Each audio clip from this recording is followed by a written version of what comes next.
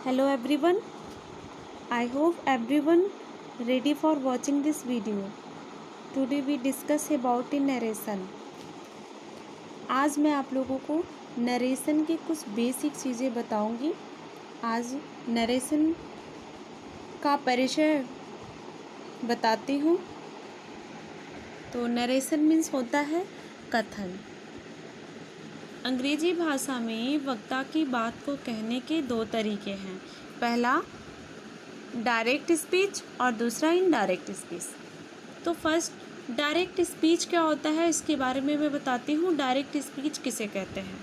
तो वक्ता के शब्दों को ज्यों का त्यों कहना डायरेक्ट स्पीच या डायरेक्ट नरेशन कहलाता है।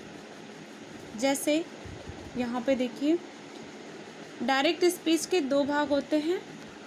पहला रिपोर्टिंग वर्ब और दूसरा रिपोर्टेड स्पीच।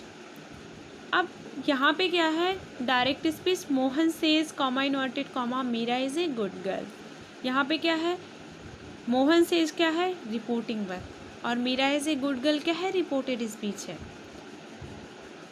अब रिपोर्टेड स्पीच और रिपोर्टिंग वर्ब क्या होता है ये जानते हैं। तो रिपोर्टिंग वर्ब कॉमा के बाहर वाले भाग को हम रिपोर्टिंग वर्ब कहते हैं, कॉमा के अंदर वाले भाग को हम रिपोर्टेड स्पीच कहते हैं।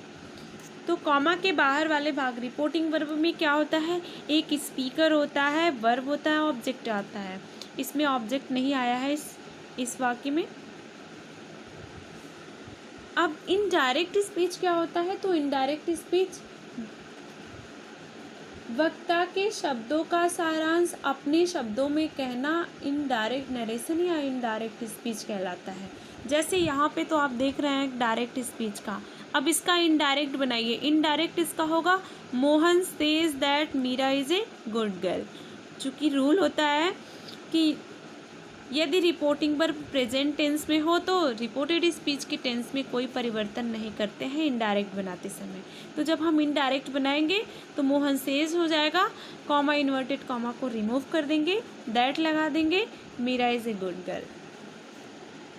अब डायरेक्ट से इनडायरेक्ट नरेशन 5 प्रकार के वाक्यों का बनता है। ये जानना बहुत ज़रूरी है। तो किन किन वाक्यों का बनता है आइए जानते हैं। पहला असर्टिव सेंटेंस, दूसरा इंट्रोगेटिव सेंटेंस, तीसरा इम्परेटिव सेंटेंस, चौथा एक्सक्लेमेटरी सेंटेंस और पांचवा ऑब्जेक्टिव सेंटेंस। तो आज मैं आप लोगों को बस यहीं तक बताऊंगी कि assertive sentence. First assertive sentence मैं ओरली आप लोगों को एक्सप्लेन करती हूँ। असर्टिव सेंटेंस के रूल कितने हैं, इसमें कैसे डायरेक्ट से इनडायरेक्ट में चेंज होगा। तो फर्स्ट डायरेक्ट से इनडायरेक्ट बनाने के मुख्यतः 3 प्रकार, इसमें असर्टिव सेंटेंस में 3 प्रकार से चेंज आवश्यक है।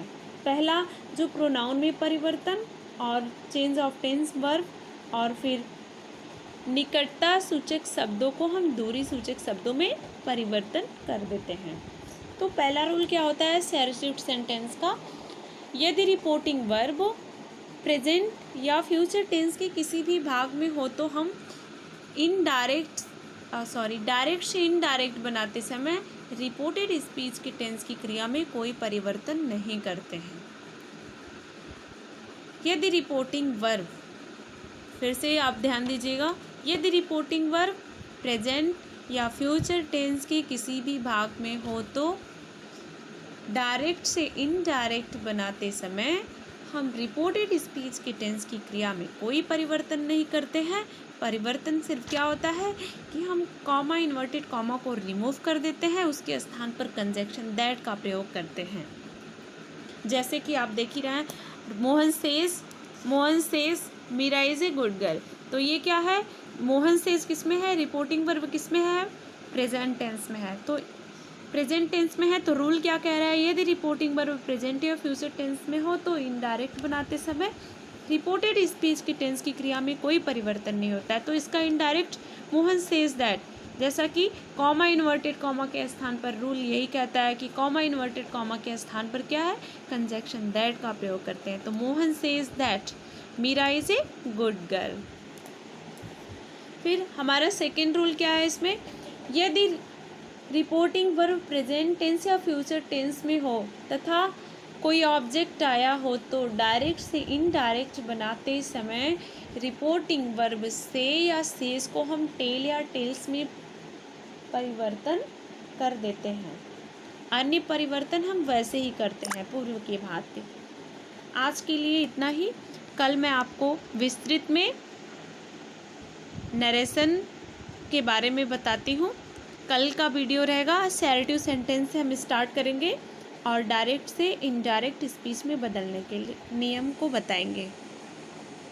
आज का टॉपिक्स यहीं पे स्टॉप करती हूँ।